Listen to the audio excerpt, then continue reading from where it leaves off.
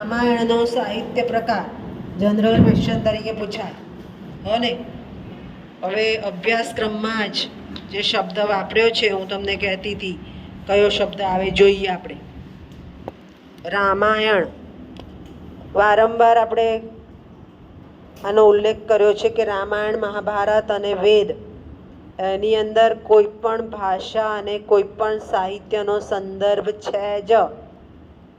એની દ્રષ્ટિ રાખવી પડે અને શોધવું પડે. રામાયણ છે એ મહાકાવ્ય છે અને મહાકાવ્ય તમે ભણ્યા હતા એફવાયમાં કે મહાકાવ્ય ભણ્યા હતા? નથી ભણ્યા.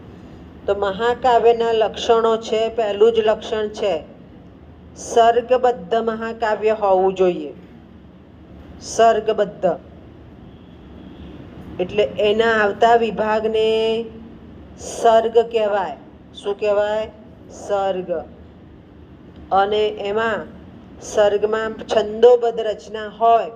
રામાયણની ચોપાઈઓ ગાઈ શકાય એવી છે. ત્યાર પછી મહાકાવ્યના લક્ષણો છે. એટલે મહાકાવ્યના જે લક્ષણો છે કે સ્તુતિથી શરૂ થાય, વૈદર્ભી શૈલી વાપરી હોય, છંદ અને અલંકારનું માધ્યમ જાળવ્યું હોય, સર્ગના અંતે છંદ બદલાતો હોય. સર્ગના અંતે છંદ શા માટે બદલે? તો કથાનક બદલાય. છેલ્લા શ્લોકમાં આપણને ખબર પડે કે આગલા સર્ગમાં કઈ વાત આવશે. તમે ટીવી સિરિયલ જુઓ છો તો શરૂઆતમાં રીકેપ આવે ને, એ આપણા સર્ગનો છેલ્લો શ્લોક કહેવાય.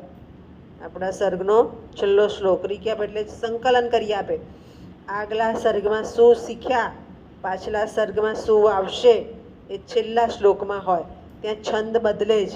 એટલે જે લોકો ગાતા હોય એને ખ્યાલ આવે કે આ ગાઈ શકાય એવો છે પણ છંદ જુદો પડ્યો. અને એ વસ્તુ સંકલનાની દ્રષ્ટિએ પણ મોટું સ્વરૂપ મહાકાવ્યનું સ્વરૂપ હોય. બીજું એમાં બધા જ મહાકાવ્યના લક્ષણો ધર્મ, અર્થ, કામ, મોક્ષ એ સ્પષ્ટ થતું હોવું જોઈએ. સર્જનાત્મકતા હોવી જોઈએ. પાત્ર નિરૂપણ પણ આપણે જોઈએ છે કે હનુમાનનું પાત્ર છે કે અદમ્ય યાત્રા કરે છે, સેવકના ભાવ છે. આ બધું આખું સ્વરૂપ રામાયણના સુંદરકાંડમાં પણ જોવા મળે છે. એટલે રામાયણનો સાહિત્ય પ્રકાર કયો છે? મહાકાવ્યનો છે. અને એમાં આવતા વિભાગને શું કહેવાય? સર્ગ કહેવાય.